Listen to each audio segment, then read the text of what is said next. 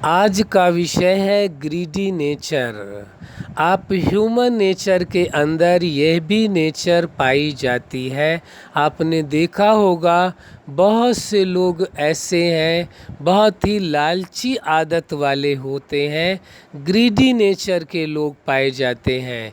इसका मतलब ये नहीं है कि हम व्यक्तिगत आपको ये कह रहे हैं कि आप ग्रीडी नेचर वाले व्यक्ति हैं, न ही हम किसी को ये चैलेंज करते हैं, बल्कि यह बात कहते हैं कि ह्यूमन नेचर के अंदर यह भी नेचर पाई जाती है। लालची स्वभाव के भी लोग बहुत परिवार और समाज में भी पाए जाते हैं, हर जगह पाए जाते हैं, क्योंकि समाज भी तो परिवार से ही बना हुआ है। कहते भी हैं कि व्यक्ति समाज की एक इकाई है। व्यक्ति क्या है? समाज की एक इकाई है। एक एक व्यक्ति से ही परिवार बना है और बहुत परिवारों से मिल कर के यह समाज बना है। तो आप ये देखेंगे कि समाज के अंदर ग्रीडी नेचर वाले भी लोग पाए जाते हैं, लालची स्वभाव वाले लोग भी पाए जाते हैं। वह अपने लालची स्वभाव के कारण वो किसी भी गलत कार्य को अंजाम देने में परहेज नहीं करते हैं। कई ऐसे लोग हैं जो लालची नेचर होने के कारण वह अपनों को भी धोखा देने में कोई परहेज नहीं करते हैं। लालच उनका इतना सर चढ़कर बोलता है कि वो किसी की भी परवाह नहीं करते हैं। तो ये ग्रीडी नेचर भी बहुत ही खतरनाक नेचर होती है। इसलिए हम आपसे यही आग्रह करेंगे कि आपके अंदर यदि आपको लगता है कि कहीं मेरे अंदर यह ग्रीडी नेचर है तो उसे बदल लेना चाहिए, न कि अपनी नेचर को छिपाकर दूसरों पर आरोप लगाना चाहिए कि ऐसा कौन है जिसके मन में लालच नहीं है या लालची नेचर वाला कौन नहीं है। सभी लोग एक जैसे ही है। यह तर्क देने की आवश्यकता नहीं होती है, बल्कि आपको अपने अंदर झांकने की ज़रूरत है, अपने अंदर देखने की ज़रूरत है, अपने विषय में विचार करने की ज़रूरत है, सेल्फ एनालिसिस की आवश्यकता है कि वास्तव में आपके अंदर ग्रीडी नेचर तो नहीं है।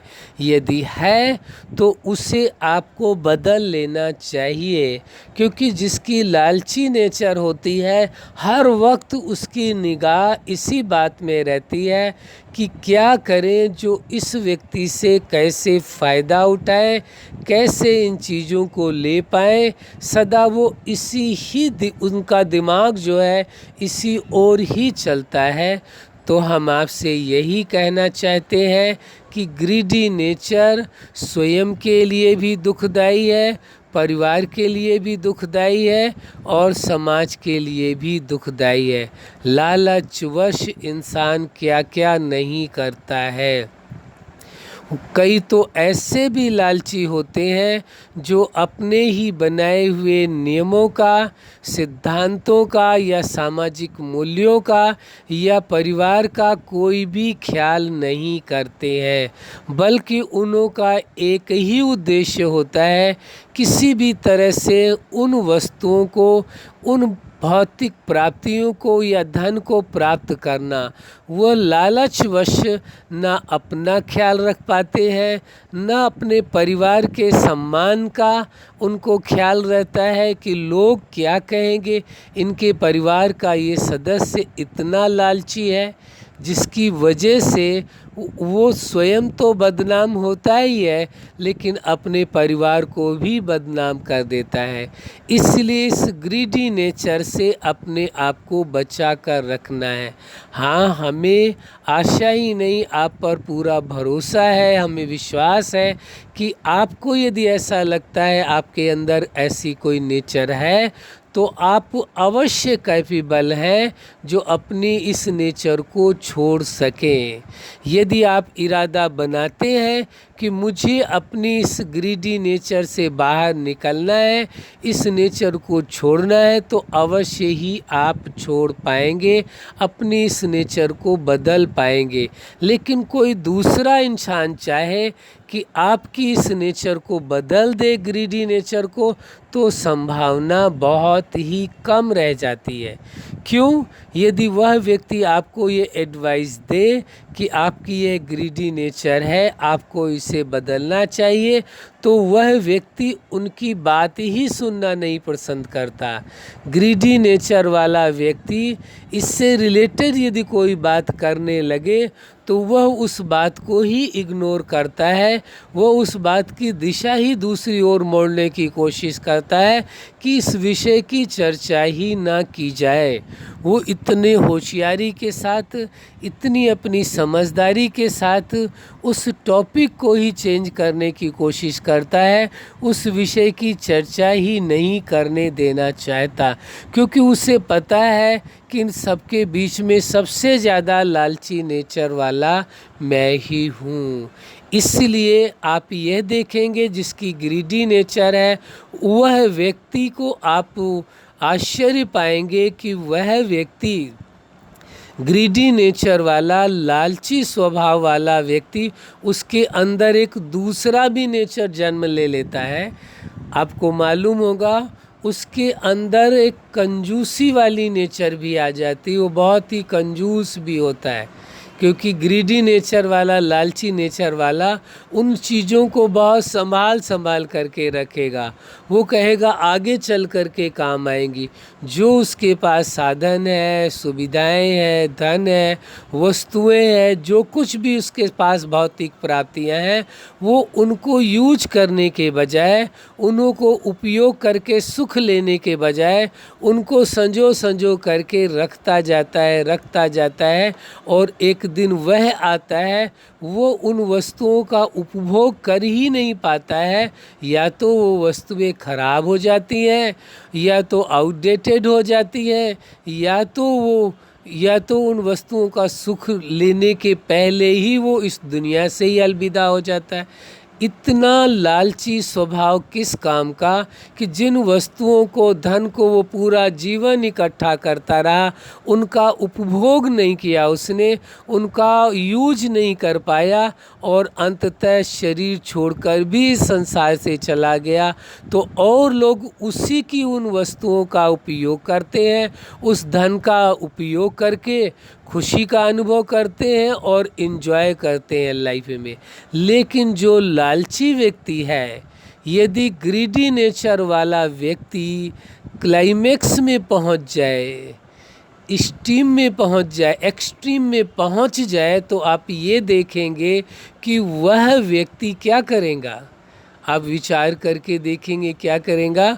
वो लाइफ भर उन चीज़ों को इकट्ठा करता रह जाएगा और अंत में जब उसका अंतिम समय आ जाएगा तो उसे यदि लगेगा कि जैसे मेरा शरीर कार्य नहीं कर रहा है, तो वो बहुत पछताएगा, कहेगा ज़िंदगी भर जिन चीज़ों को मैंने संजो कर रखा है, लालच वश इकट्ठा किया है, मैं उसे यूज भी नहीं कर पा रहा हूँ और मैं इस दुनिया से जा रहा हूँ। तो उसे बड़ा अपने आप में गिल्ट भाव फील होता है, पछतावा होता है कि जिस लालच वश मैंने लोगों का कितना बड़ा नुकसान किया, किसी की परवाह नहीं की, न रिश्तों की परवाह की, न समाज की परवाह की। अपनी ग्रीडी नेचर के कारण आज वही वस्तुएं, वही धन मेरे उपयोग में नहीं आ रहा है, कोई और ही उपयोग करता है। तो इसलिए ये बात ध्यान रखने की ज़रूरत है कि ग्रीडी नेचर से स्वयं को संभाल कर रखें, बचा कर रखें। लालची नेचर ठीक नहीं होती है। कई लोग ये भी कहते हैं यदि हमारे अंदर लालच नहीं होगा तो फिर हम कार्य क्यों करेंगे। अरे भाई, कार्य करना अलग मैटर है। आप कार्य करके, आप अपना प्रयत्न करके धन कितना भी कमाते हैं, वस्तुएं कितनी भी इकट्ठी करते हैं, उसको लालची नेचर नहीं कहा जाता है। लालची उस नेचर को कहा जाता है या उस व्यक्ति को कहा जाता है कि जो बिना धन कमाए, बिना मेहनत किए, बिना प्रयास किए लोगों से पाना चाहे।